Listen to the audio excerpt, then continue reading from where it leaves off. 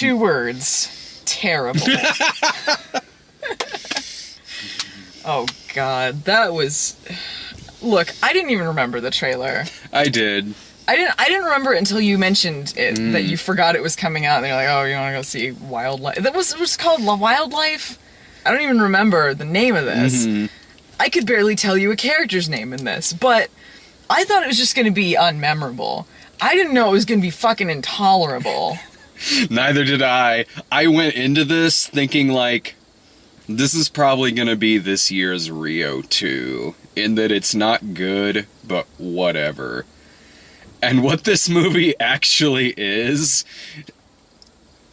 like some kind of hybrid of Norm of the North type material mixed in with the kind of quality we get out of like that Puss in Boots movie that we did with Phelan. I could tell that this was a movie that was made in Belgium and then dubbed into English later. I could tell too. Because I couldn't tell it's from that kind of style is what it is. It's weird. Like, it's weird to look at. Like, the movie... Because I didn't know that from the trailer, but we saw that earlier. Is it just me, or did the poster look nothing like the guy in the movie? It's like they made him look like a character from Tangled or something, like kind of befuddled, handsome guy, like, oh, these animals. I don't think that was the same face, even. Well, it's also not the same title, because this movie was originally called Robinson Crusoe in 3D. I sort of understand why they changed it, because, like, fuck, this is about Robinson Crusoe. I'm not familiar with the story of Robinson Crusoe. I mean, I know you're shipwrecked, I'm sure but this I don't know. I'm not familiar outside of the fact he's shipwrecked. I don't know what happens in the book. Well, now we do. But, like... This barely fucking has anything to do with them. Like, if you love animals being extremely repetitious, you still won't like this. Because they're not interesting in the slightest. And, like, if you see one scene in this movie and you like it, you're gonna see it 3 more times. Because they just keep doing the same things over and over again. Like, the cats attack 3 different times. We have to have 3 different showpieces of them attacking. This movie has 3 climaxes. Yeah, like, I kept thinking it was going to end, but it wasn't. No, it still had a half hour left. It kept going. The animation in this movie is weird because if you were to look at a still shot of it, it would look fine. Stuff like the water looks really good in this movie. Yeah. It's not like...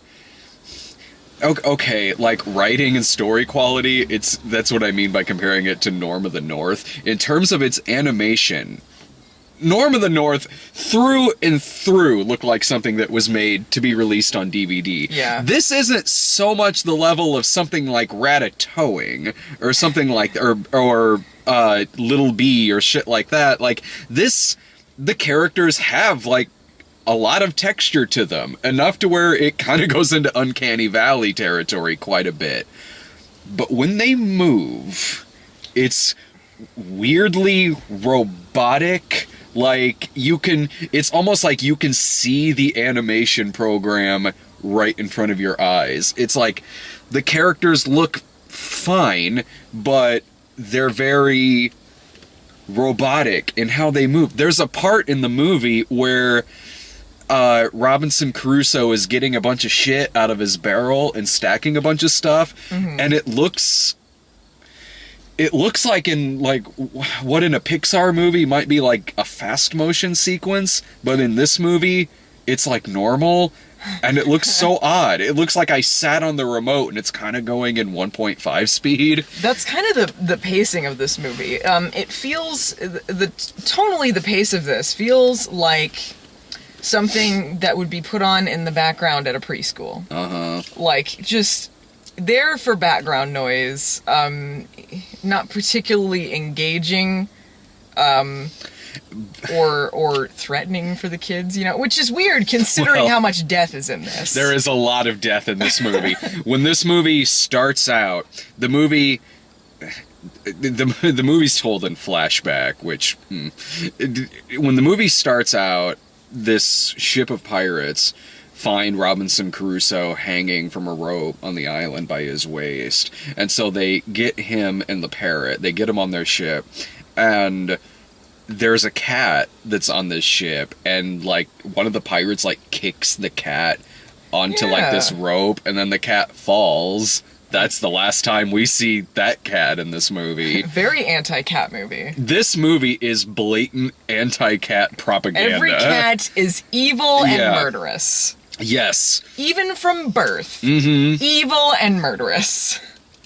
I don't know what a cat did to the writer of this movie. Like, some feral cat snuck into this guy's house and pissed on his face, and the writer of this movie never let that shit go. Because the cats in this movie are so evil that the villains are a group of feral cats, and it's like looking at a Roger Corman movie. Like, that's... Yeah, it's part of this movie is like a nature run amok movie.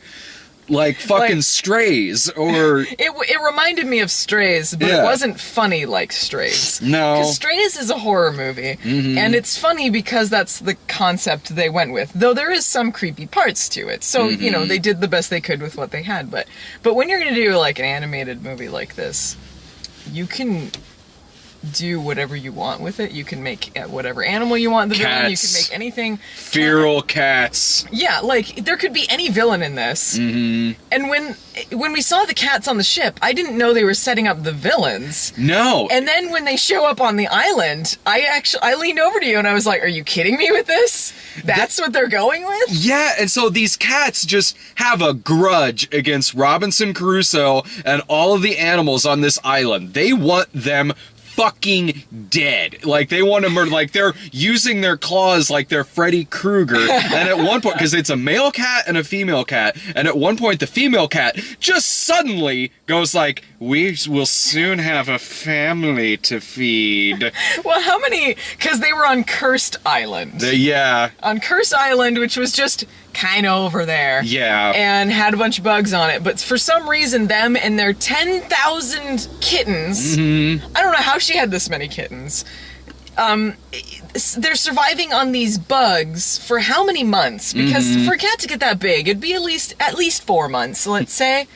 Like, how long are they surviving there? It has to be quite a while. I mean, it seems like this movie is oddly taking place over a long period of time, judging by his hair throughout the film and the shit he builds. I love that it takes him at least 4 months to actually grow any hair. He doesn't have any stubble for a long time, though clearly, like, weeks have passed since he landed. I like when they're on the pirate ship at the beginning of the movie, what sets up the whole story, because it's being told by the parrot. The parrot who says to these two mice on the ship, the parrot says to him, you want to know the real story of Robinson Crusoe? All right, sit back. I'm about to tell you.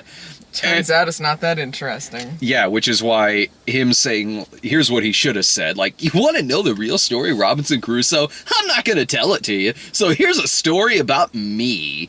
Because the parrot's the main character in this movie. Here's a story about a bunch of fucking boring animals. And they're going to be repeating the same thing over and over again. It reminded me of that Hunchback one that Phelan reviewed. The one with the talking instruments, where all they did was just go like, these stairs are really big, I can't go up these stairs, this is a long staircase, and they just repeat the same things meaninglessly. It was like that. Like, they'd be like, I'm scared of the human, I don't know what to do, let's not go over there, that's right, he's pretty scary. Cue 6 scenes later, just move on. None of it was even consistent either, because they go up to the human to bring him fruit as a peace offering, and he has the musket pointed at them. They're not scared of that, but when he puts it down on the ground, suddenly that's what scares them, as if they didn't realize 2 seconds prior he was holding it and pointing it at them. And when the animals talk, because it's one of those movies where the animals talk to each other, but when they're around the human can't actually hear them talk. So, for reasons, And so That parrot could use human language to imitate people, to say anything. He doesn't fucking talk to Caruso once. oh, He by could the have way, helped him out. that fucking parrot, man. Like, that parrot going like, oh yeah, by the way, I can mimic people too. Because I'm a parrot, you see.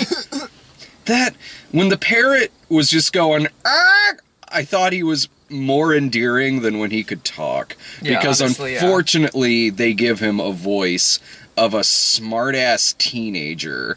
To where he says, like, the human named me Tuesday. I guess that's better than Monday, because no one likes Mondays. Thanks, Garfield. Oh, Thanks. God, I want to punch him. Like, it's just that voice through it. That, okay, well, all right, guys, I don't know. You know, they didn't... It's not that the voice actors were bad in it, but they didn't have anyone with any real charisma. Like, no one really stood out. Didn't recognize any of the names. Mm-hmm. And, like, you don't have to hire a bunch of, like, celebrities to do voices, you know, like... But you just need to have someone who is a competent and endearing voice actor, and I didn't really... There's nothing about them. You could kind of tell in some aspects, like, who they would have gotten if they could. Yeah. Because that pig was like... It would have been Sassy Black Lady. It would have been like Wanda Sykes. Yeah. And if this person was still alive, that female cat absolutely would have been Eartha Kitt. Yeah. And actually, that would have actually saved the movie, He was honestly. doing an Eartha Kitt thing. Yeah. Yeah. You know, when I realized that this movie was going to be a really long sit, is when the animals are taking shelter from the storm at the beginning, Mm-hmm. and there's a running joke about a pineapple, Mm-hmm. which is never funny at any point. We have a pineapple hangover. Yeah. The fuck. They're carrying this pineapple, and then I say running gag, I just mean for that scene only, as if that meant anything. And they're like, oh, we have this pineapple, and they're going up a mountain, and the parrot drops the pineapple, and it rolls along the group of animals, and the stupid fucking goat falls on the pineapple, slips off, and is hanging onto the cliff's edge, or onto like a branch.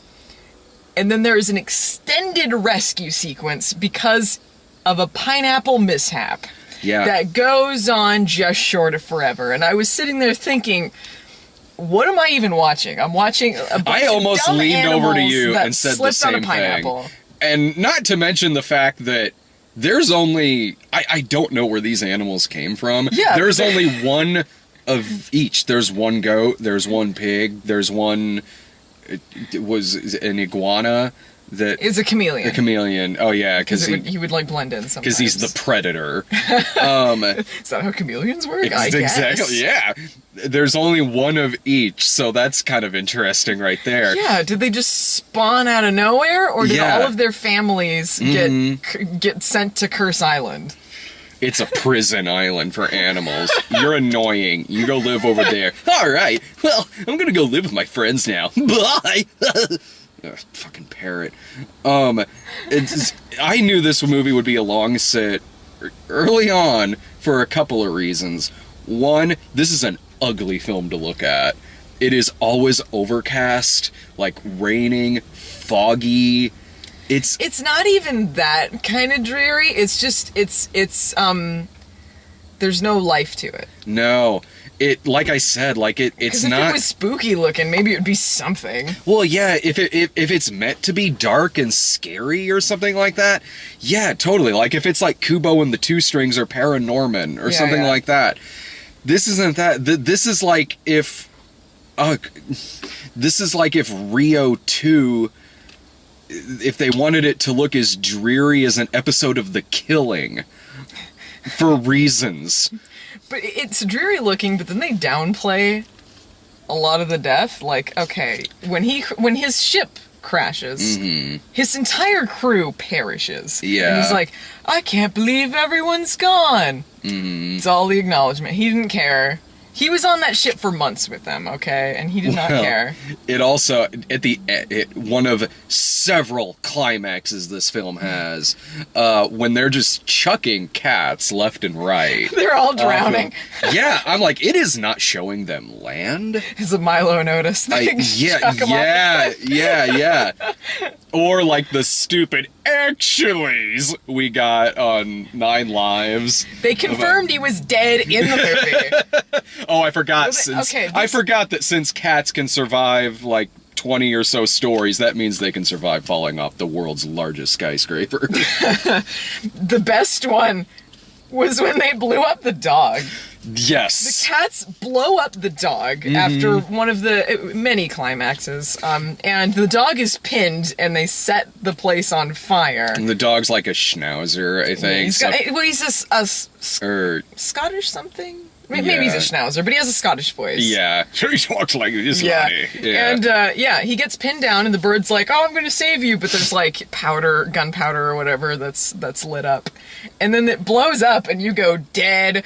And then we see him, like, Evil Dead 2 cross. Yeah. And then, like, I was like, what? Oh, I guess he really died. That dog's not surviving that. I thought they were going to pull, oh, he's dead, but then he comes out of the rubble. But no, dog's dead. I honestly figured he was dead, because I knew they killed that cat earlier, and there's no way that dog is surviving that explosion.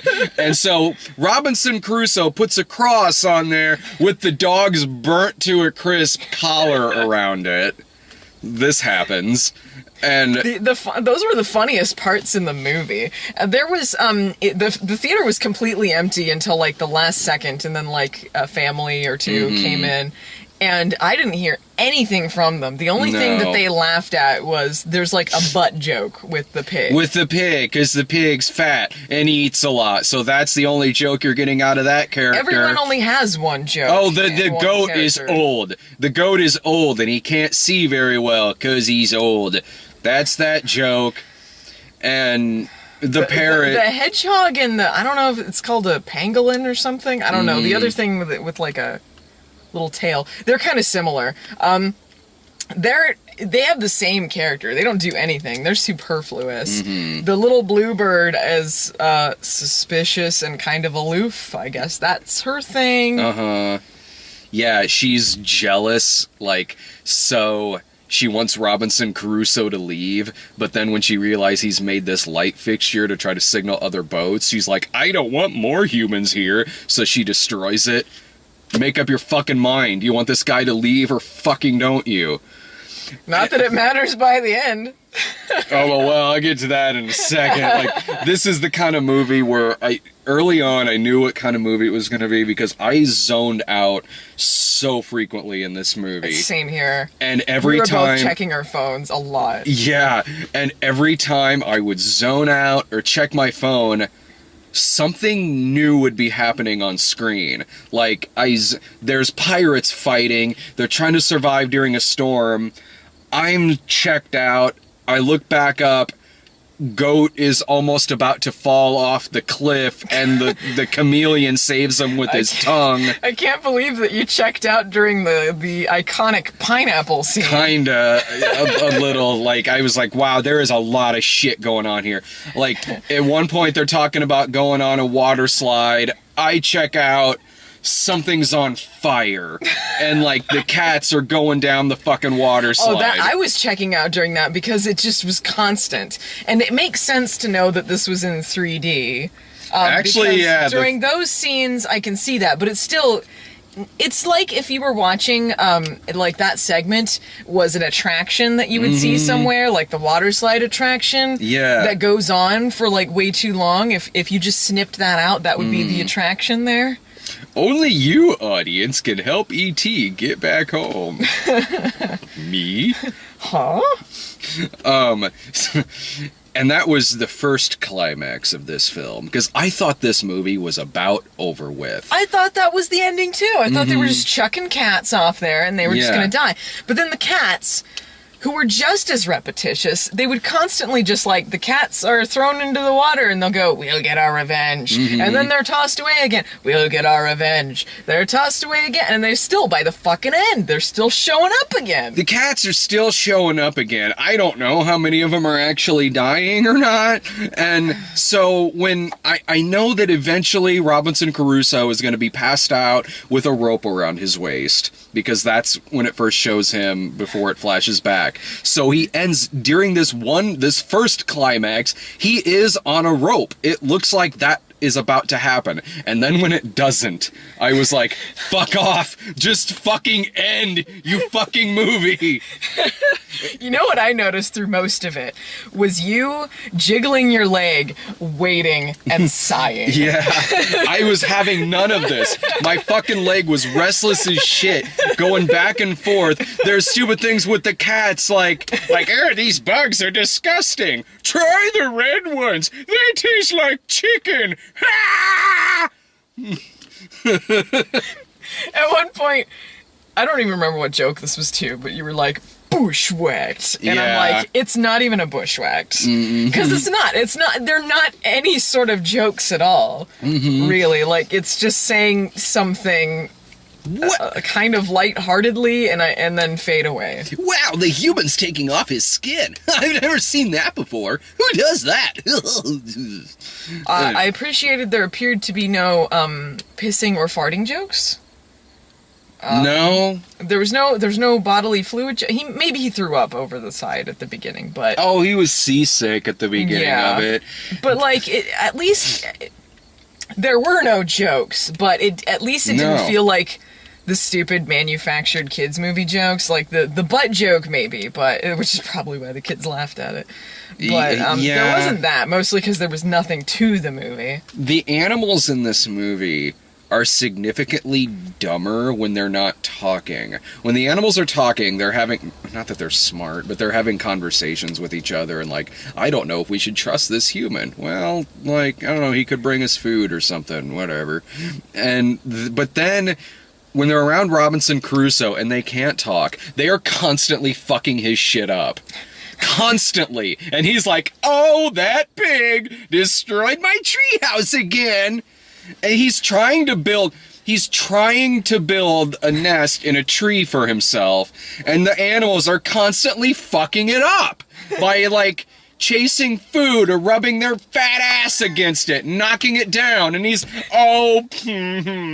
This is one of those movies I really wish Phelan was here. Yeah. Because it would have made it such a better experience. Oh, especially to be watching this. Check out the crab. His name's Krabby. I'll have you know, though, he actually has a really good personality. What did that have to do with anything? Nothing.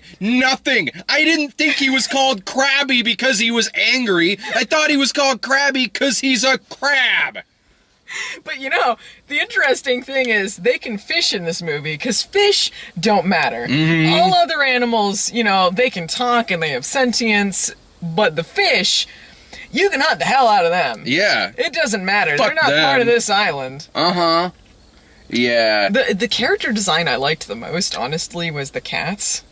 Honestly, same here. I liked them better than anyone because they were the only ones with any personality. They were pretty consistent in their design. Like, there's a part where the cat gets shot at and a bullet just goes right through. Yeah, I liked their scruffy design. Yeah, the bullet, like, makes this cut across the cat's head, and it stays there through the movie. Like, and it looks like it's infected and shit. Yeah, well, and one of them gets his ear blown off, so he's got a chunk out of it. Yeah.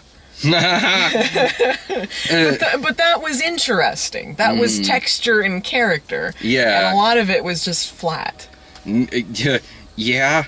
Flat with their robotic movements. And then when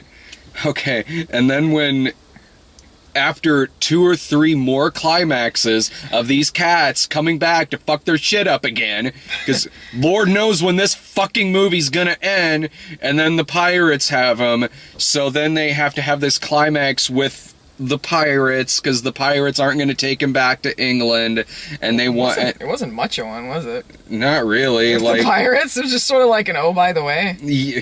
Yeah, well... Because the stuff with the cats, it went on forever, but it was like...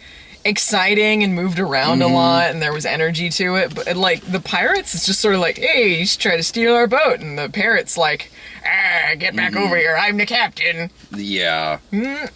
It's time to go back home, Robinson. And then the movie apparently runs out of money. Yeah, it just seemed like they just stopped the movie. Yeah, this movie, for as many climaxes as it has, it just ends.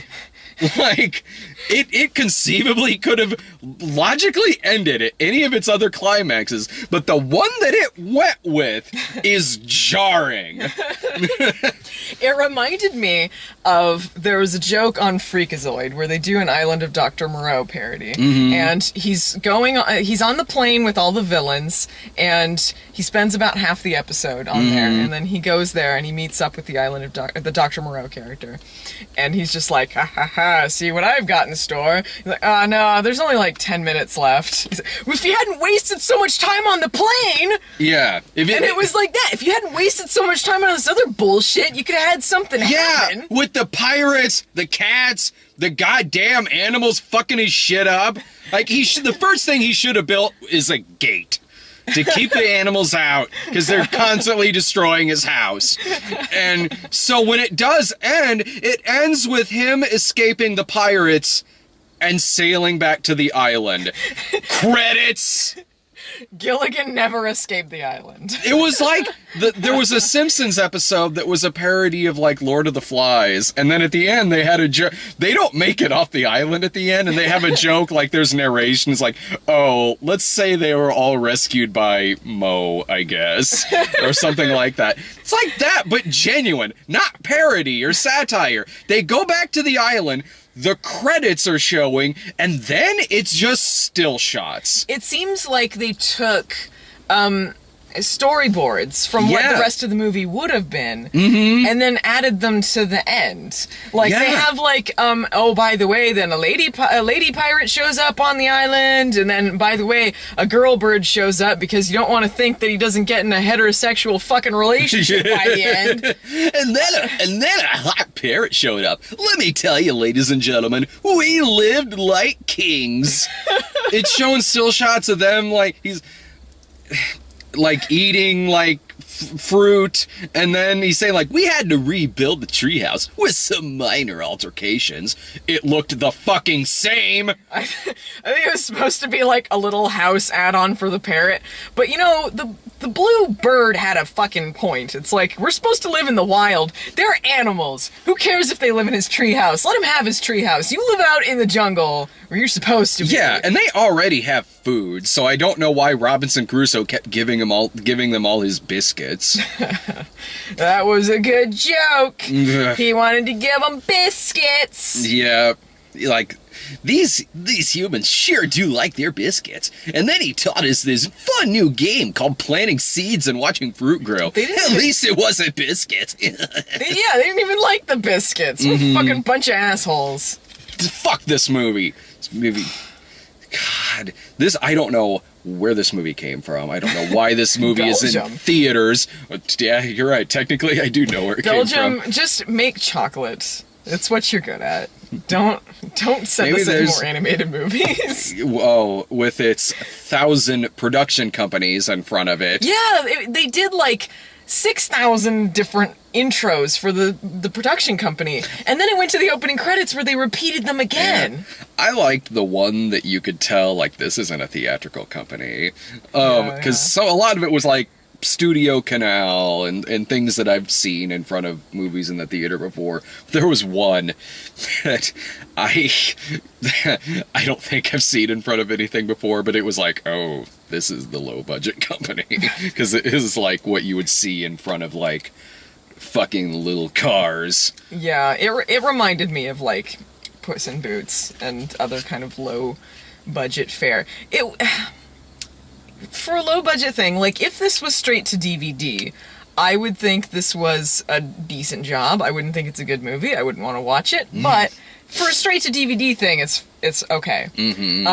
But for a theatrical thing, it's just not up to snuff. No. It's not good enough. No, it looks jarring, like I said, but it's a weird kind of jarring, because, like, if you freeze frame a lot of it, the texture is there. There's a lot of good design to some of it. Just the movement's but, not there. Yeah, and some of them even had that like black hole mouth, like that you'd see in like Ratatouille.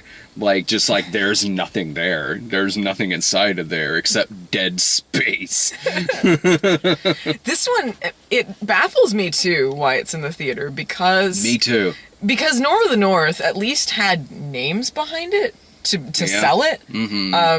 So did, like, whatever that Wizard of Oz one, Legends of Oz. Oh, yeah. Even though that was a big scheme, it had names in it. It had like a soundtrack. It had some selling points. This has no names. No, the animation isn't good enough. The story's not good. The trailer isn't even that memorable. So I don't know any sort of selling point that this had to get into theaters nationally. I don't know, other than the fact that I think the movie has already made its money back overseas, so I guess. Why not pick up some extra dollars here and like basically have it kind of like Norm of the North, where it's the theatrical run is basically just an advertisement to get it on DVD. I can't see this staying too long though, especially considering this was a Friday night and there was barely anyone there. Norm of the North certainly didn't stick around long. Yeah, there was nobody else there at a 5 o'clock showing on Friday night. I can't imagine why they didn't pre-screen this last night. There was no dance sequence though. That's true. There was no soundtrack, which again, I don't know what the selling point was. Because you have to outsource you have to get your animation movies from another country for there not to be the gimmicky ass fucking musical number at the end of the film, regardless if your movie's a musical or not. Because, I mean, like, that's one of the things that we complain about a lot in these dumb kids movies, is when it's so manufactured, when you can tell what the producers said to include by the numbers, what they want. And I appreciate that wasn't there. No. But you need to have more to it. This movie, honestly, probably could have used that. Honestly, yeah. I was missing Norm of the North. I was like, Norm of the North is like golden compared to this. Fuck yeah. Like, this movie could have used an ending where they get back to the island and like, well, we're home now. Hit it. Staying alive, staying alive. Staying alive. Start singing Jungle Boy. Yeah. Oh, Tarzan Boy. Oh, Tarzan Boy. Yeah. Helps when I get the name right. I knew what you meant. This movie, that's their off-brand version. Jungle Boy. Man, what a soul-sucking movie this was. This was I wanted How to does do. it compare to like Ratchet and Clank? Because that was something you checked out with a lot. What you told me. I think I checked out way more in Ratchet and Clank. I think Ratchet and Clank was maybe in terms of its voice work, because it was the voice actors from the game. I think so anyway. That was good. That part of it was good. I might have laughed a couple more times in Ratchet and Clank. I didn't laugh at anything in this intentionally. Me neither. I think... Wow, that's rough. I think I was far more checked out. I think I was far more checked out in Ratchet and Clank, but because there were moments that I kept unchecking out in this, it was making me more pissed at this movie. I think I might have been more pissed at this movie than Ratchet and Clank. That's tough. I don't know what I would rather do. This one, I think you could, if you were sitting around watching it in a group of people, say we're the only ones in there, I think you could probably joke at this movie a little bit more than you could Ratchet and Clank, but I don't suggest doing that. Like, I don't suggest, this isn't Nine Lives. This is no nut job. No, exactly. This is not like something or Norm of the North, where you can get a copy of that shit and fucking just snark your asses off watching it. This, you can, but don't. There's much better shit you can do that with. This movie is just a fucking dead zone. Like, I don't recommend this shit in the fucking slightest. Yeah, same here. It barely felt like a movie, but it also felt like it wouldn't end at any point. Yeah. Mm-hmm. It kept going during the credits. I can't name a single feature of this that I would recommend to people. No. Like, I mean, there was no entertainment value in this. This was not entertaining. Not even for kids. Like, if you want to put it on as like a background thing, maybe. Sure. Like, if your kid's young enough to laugh at everything. If a kid's very young, they probably, and like maybe don't, like they're barely starting to speak kind of young. Maybe, like, the images and things on the screen. Even then, it's like, still put on something good at least. Like, just because you can serve shit at this restaurant doesn't mean you have to. Worst case scenario, I guess. That's when you would show it to your kids. Yeah. Ugh. The wild life.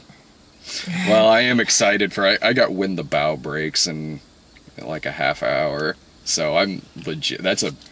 I'm guessing it'll probably be bad, but I'm excited. I'm super excited. It couldn't be any worse than this. Oh, this movie's When the Bow Breaks is already better than this movie. I haven't even seen When the Bow Breaks yet.